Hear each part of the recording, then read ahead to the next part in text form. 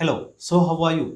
ඉතින් මම අද ඔයාලට උගන්වන්න යන්නේ කොහොමද මෙන්න මේ තනි ඉංග්‍රීසි වචනය තවත් වාක්‍යයකට සම්බන්ධ කරලා අපේ අදහස කෙනෙකුට ප්‍රකාශ කරන්න කියලා.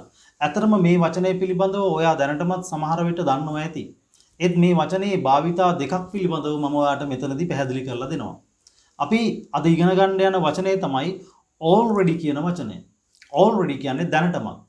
එහෙම නැත්නම් මේක අතීතයේ කාලයේ සම්බන්ධයෙන් ගත්තොත් එහෙම ඒ වෙනකොටත් කියන අදහසත් ලබා දෙනවා. අපි මුලින්ම මේ already කියන එක වර්තමාන කාලය හා සම්බන්ධ කරලා අපි අපේ එදිනෙදා ජීවිතයට භාවිතා කරන්නේ කොහොමද කියලා ඉගෙන ගමු. මෙන්න මේ already කියන වචනය අපි නිතරම භාවිතා කරන්නේ have එහෙම නැත්නම් has කියන වචන දෙක. have already එහෙම නැත්නම් has already. අපි බලමු මේ have already has already වලින් පස්සේ ක්‍රියාපදයක් කොහොමද භාවිතා කරන්න කියලා. have already has already කියන වචන දෙකෙන් පස්සේ අපි පාවිච්චි කරන ක්‍රියාපදය past participle වෙන්න ඕනේ. ඒ කියන්නේ මම ඔයාලට දීලා තියෙනවා ක්‍රියාපද ටියුට් එක තියෙන වීඩියෝවක්, ක්‍රියාපද 200ක් තියෙන වීඩියෝ එකක්. ඒ හැම ක්‍රියාපදයකම කොටස් 5ක් තියෙනවා. ඒ කොටස් 5න් මම දීලා තියෙන වීඩියෝ එකට අදාළව නම් 4 වෙනි කොටස. එහෙම නැත්නම් past participle එක තමයි භාවිතා කරන්නේ. අපි බලමු මේකත් එක්ක අදහස් කීපයක් නිර්මාණය කළා. අපි කෙනෙකුට කිව්වොත් එහෙම මම දැනටමත් ඒ වැඩේ කරලා තියෙන්නේ. මම ඒ වැඩේ කරලා තියෙන්නේ අදහස ගන්න නම් I have done that job. හැබැයි මෙතනදී already කියන වචනේත් අපිට භාවිතා කරන්න ඕනේ. එහෙනම් ඔයා අර have කියන වචනේ ගාවට already කියන වචනේ ඇතුළත් කරන්න ඕනේ. එහෙනම් I have already done that job. I have already done that job. මම දැනටමත් ඒ වැඩේ කරලා තියෙන්නේ. මම දැනටමත් එයාලට ආරාධනා කරලා තියෙන්නේ.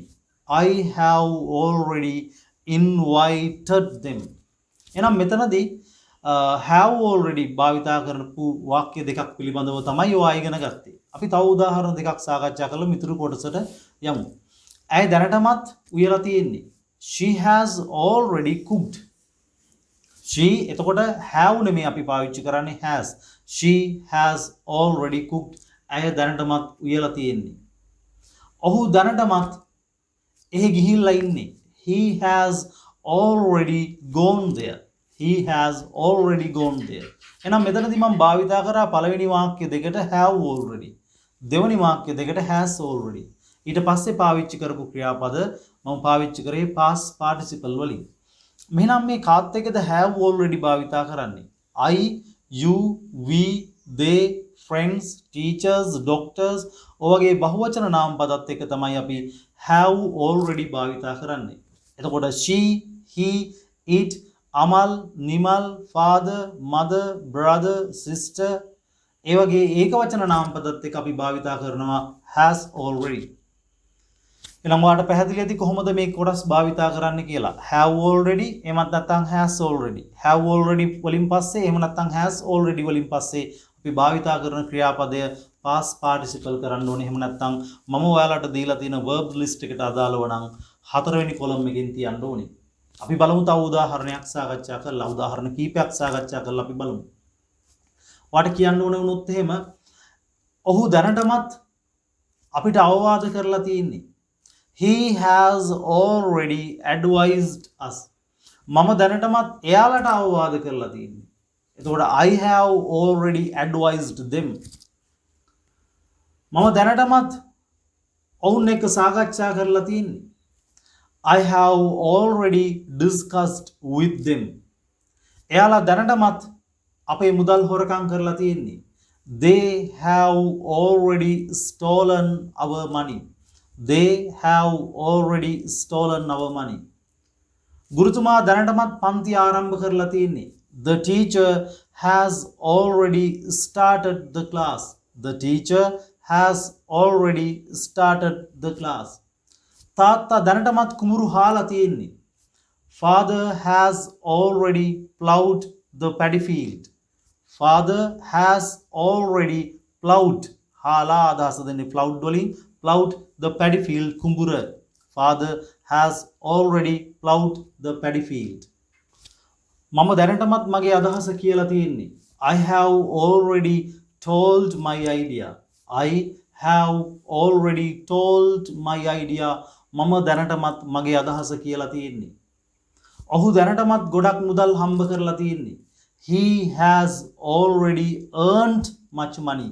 He has already earned much money. ඇය දැනටමත් රාත්‍රී කෑම සූදානම් කරලා තියෙන්නේ. She has already prepared dinner. She has already prepared dinner. ඇය දැනටමත් රාත්‍රී ආහාරය සූදානම් කරලා තියෙන්නේ. පුතා දැනටමත් ගෙදර වැඩ කරලා තියෙන්නේ. Son has already done homework. Son has already done homework. පුතා දැනටමත් ගෙදර වැඩ කරලා තියෙන්නේ. ඔවුන් දැනටමත් ඒ ඉඩම විකුණලා තියෙන්නේ. They have already sold that land. They have already sold that land. ඔවුන් දැනටමත් හොඳට පුහුණු වෙලා ඉන්නේ. They have already practiced well. They have already practiced well. ඔවුන් දැනටමත් හොඳින් පුහුණු වෙලා ඉන්නේ. ඇය දැනටමත් රෙදි හොදලා තියෙන්නේ. She has already washed clothes. She has already washed clothes. ඇය දැනටමත් රෙදි හොදලා තියෙන්නේ. එහෙනම් ඔය දැනටමත් යම් දෙයක් කරලා තියෙන්නේ අදහස ගන්න තමයි අපි have already, has already කියන වචන වලින් පස්සේ ක්‍රියාපදය past participle වලින් භාවිත කරේ. එහෙනම් ඔයාලට පැහැදිලි ඇති කොහොමද මේ already කියන තනි වචනය වාක්‍යයක් ඇතුළට දාලා අපි අපේ අදහස් ප්‍රකාශ කරේ කියලා. එහෙනම් අපි මේක අතීත කාලයට අරගෙන ගිහිල්ලා බලමු. එතකොට අදහස දෙන්නේ දැනටමත් කියන එක නෙමෙයි ඒ වෙනකොටත් කියන අදහස. අපි උදාහරණ කීපයක් අරගෙන බලමු මේකට කොහොමද භාවිතා කරන්න කියලා. මෙතනදී I, you, we, they, she, friends, teachers, doctors ඔය ඕනම නාම පදයක් එක්ක අපි භාවිතා කරන්නේ had already. already කියන වචනෙට ඊට කලින් had එකතු කරනවා. ඊට පස්සේ මෙතනත් ක්‍රියාපදයේ past participle එහෙම නැත්නම් මම අර දීලා තියෙන මගේ verbs තියෙන ක්‍රියාපද වීඩියෝ එකේ නම් 4 වෙනියට තියෙන කොලම් එකේ තියෙන ටියුට් ක්‍රියාපදේ තමයි පාවිච්චි කරන්නේ. එතකොට අදහස දෙන්නේ ඒ වෙනකොටත් කියලා. අපි උදාහරණ කීපයක් සාකච්ඡා කරලා බලමු. එයාලා ඒ වෙනකොටත් ඇවිල්ලා හිටියේ. එයාලා ඇවිල්ලා හිටියේ නම් they had come. ඒ වෙනකොටත් already. They had already come. එයාලා ඒ වෙනකොටත් ඇවිල්ලා හිටියේ. අම්මා ඒ වෙනකොටත් රාත්‍රී කෑම සූදානම් කරලා තිබුණේ. Mother had already prepared dinner. Mother had already prepared dinner.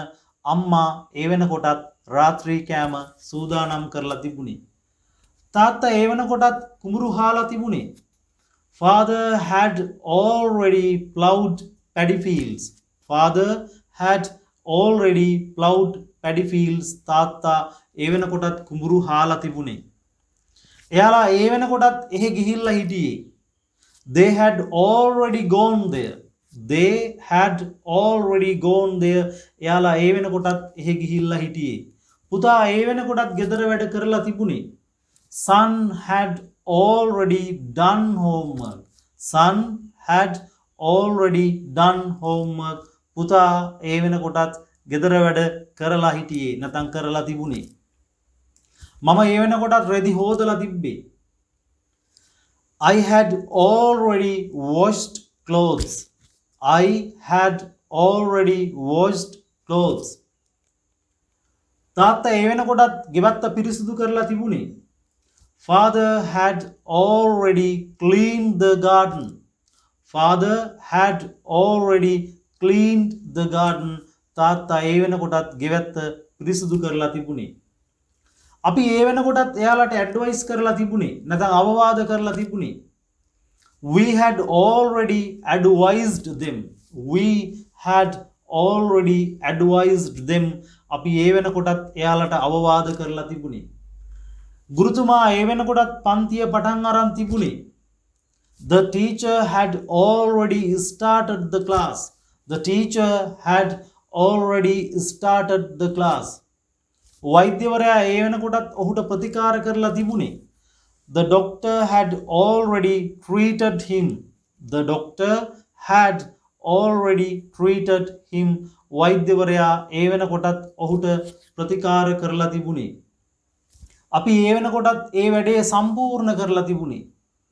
We had already completed that job. We had already completed that job. ඔහු ඒ වෙනකොටත් windscreen එක බිඳලා තිබුණේ. He had already broken the windscreen. He had already broken the windscreen. ඔහු ඒ වෙනකොටත් windscreen එක බිඳලා තිබුණේ. ඔහු ඒ වෙනකොටත් අරක්කු බීලා හිටියේ. He had already drunk arak. He had already drunk arak. ඔවුන් ඒ වෙනකොටත් ඔෆිස් එකට ගිහිල්ලා තිබුණේ. They had already gone to the office. They had already gone to the office. පාටිය ඒ වෙනකොටත් පටන් අරන් තිබුණේ. The party had already started. The party had already started. උත්සවය නැත්නම් පාටි එක ඒ වෙනකොටත් පටන් අරන් තිබුණේ. එහෙනම් ඔයාලට පැහැදිලි ඇති කොහොමද මේ already කියන වචනය වාක්‍යයක් ඇතුළට අරගෙන අපි අපේ අදහස් ප්‍රකාශ කරන්න කියලා. මෙහිදී මුල් කොටසදී මම ඔයාලට have has කියන වචන දෙකත් එක්ක already භාවිතා කරන විදිහ කියලා දුන්නා. ඒකට උදාහරණ සෑහෙන ප්‍රමාණයක් මම ඔයාලට පැහැදිලි කරා. ඒත් එක්කම had එකත් එක්ක කොහොමද already කියන වචනය භාවිතා කරන්න කියන විදිහ පැහැදිලි කරා. ඒකටත් මම සෑහෙන උදාහරණ ප්‍රමාණයක් ඔයාලට පැහැදිලි කරලා දුන්නා. ඉතින් මේකෙදි මේ have already, has already, එහෙමත් නැත්නම් had already කියන කොටස් වලින් පස්සේ භාවිතා කරන ක්‍රියාපදය ඊටමත් වැදගත්. ක්‍රියාපදය past participle ස්වරූපයෙන් තමයි අපි භාවිතා කරන්නේ. ඒක අනිවාර්යයෙන්ම කළ යුතු දෙයක්. එහෙම නැත්නම් අපි භාවිතා කරන කතා කරන ක්‍රමය වැරදි බවට පත් වෙනවා. right, මම හිතනවා මේ කොටස ඔයාලට හොඳට පැහැදිලි ඇති කියලා. hope you will practice with this pattern. So I wish you all the best and we will meet with another video lesson like this. These things will be very useful for you. If you haven't subscribed yet our lesson, you can subscribe and you can press the subscribe button and press the bell icon. Then you will get all the notifications when we upload new videos. So see you later. Goodbye.